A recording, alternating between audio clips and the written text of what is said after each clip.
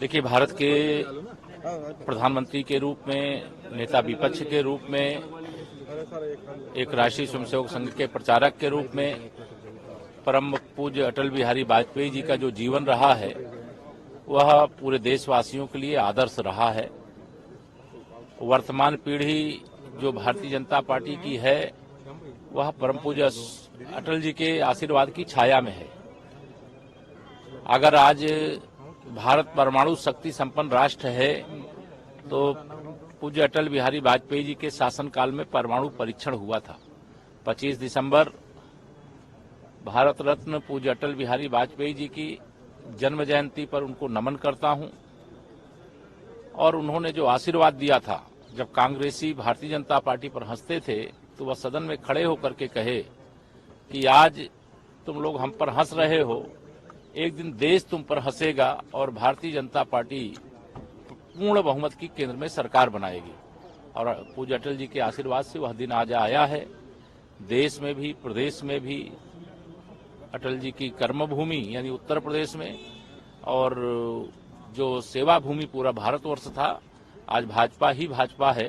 तो आज का दिन बहुत महत्वपूर्ण है। सुशासन दिवस है, विकास दिवस है, गरीब कल्याण दिवस है। सभी क्षेत्रों में जो अच्छा काम हो रहा है माननीय प्रधानमंत्री श्री नरेंद्र मोदी जी के नेतृत्व में, उस काम की प्रेरणा परम पूज्य अटल बिहारी वाजपेयी जी के माध्यम से मिली और उसको आदरणीय प्रधानमंत्री जी आगे बढ़ाने का काम कर रहे हैं। मैं एक बार फिर से आज के दिन पूज्य अटल जी को नमन करता हूं, भारत रत्न जी को नमन करता हूं, पंडित मदन मोहन मालवीय जी को नमन करता हूं। ये दोनों भारत रत्न हैं और उत्तर प्रदेश से हैं। ये हमारे लिए गौरव की बात है। सर, जगदीप धनखड़ जी की जिस तरह से बेइज्जती करी गई थी, उनका मजाक उड़ाया गया, तो उसके बाद अब कल्याण बनर्जी ने कहा है कि मैं ये दोबारा करूंगा क्योंकि ये मेरा संवैधानिक अधिकार है और ये एक कला है जिसका कोई इस तरह से विरोध नहीं किया जा सकता। देखिए, इस देश के अंदर जो विपक्ष है, चाहे वो कांग्रेस हो, चाहे सपा, बसपा, टीएमसी, जो भी है, वो 2024 के होने वाले चुनाव को लेकर के निराशा और हताशा के गर्त में डूब गए हैं।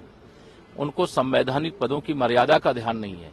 कभी एक आदिवासी समाज की बेटी राष्ट्रपति बनती है तो उनका विरोध करते हैं, कभी एक किसान का बेटा देश का उपराष्ट्रपति बनता है तो उनका अपमान करते हैं, एक गरीब माँ बाप का बेटा जो चाय बेचने वाला और पिछड़ी जाति से आने वाला, ऐसे हमारे प्रधानमंत्री श्री नरेंद्र मोदी जी का अपमान करते हैं।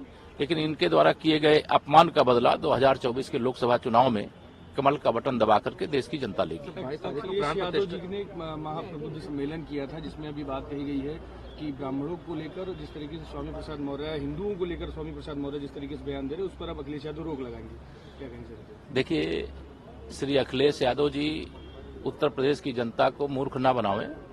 श्री स्वामी प्रसाद मौर्य जी जो भी बोलते हैं, उल्टे सीधे बयान वह जो देते हैं, वो श्री अखिलेश यादव जी का लिखा हुआ पढ़ते हैं और वह सोचें कि अगर उत्तर प्रदेश की जनता को गुमराह कर लेंगे तो 2024 के लोकसभा चुनाव में समाजवादी पार्टी, घमंडिया गठबंधन, भाजपा विरोधियों का खाता नहीं खुलेगा। और जिस प्रकार से भारतीय जनता पार्टी की आंधी चल रही है, तूफान चल रहा है, उसमें निश्चित तौर से यह सब उड़ जाएंगे और माननीय नरेंद्र मोदी जी के नेतृत्व में तीसरी बार प्रचंड बहुमत की देश में सरकार बनेगी। को प्राण प्रतिष्ठा है, उसको लेके न्योता दिया जाने लगा, जिसके बाद कई लोगों ने आपत्ति जताई है कि विपक्ष और खास करके समाजवादी कांग्रेस को क्यों दिया जा रहा है जबकि उन लोगों को नहीं मिलना चाहिए। देखिए, मैं नहीं जानता कौन आपत्ति कर रहा है और कौन निमंत्रण दे रहा है। ये श्री राम जन्मभूमि तीर्थ क्षेत्र ट्रस्ट और विश्व हिंदू परिषद के माध्यम से हो रहा है। उन्हें जिनको निमंत्रण देना है उनको दिया जा रहा है और जिनको आना होगा वो आएंगे। बाकी रामलला का भव्य मंदिर 500 साल के बाद बनने जा रहा है। यह जरूर उनके अंदर व्याकुलता है कि जो भगवान श्री राम की जन्मभूमि पर बनने वाले मंदिर के मार्ग में बाधा डालने के लिए कभी राम भक्तों पर गोली चलाए, कभी भगवान राम को काल्पनिक बताए, आज वह राम भक्त बन रहे हैं, हिंदू बन रहे हैं। ये भारतीय जनता पार्टी की विचारधारा की जीत है। प्रियंका गांधी की रायबरेली से चुनाव लड़ने की, कोई भी लड़ ले जी, 80 की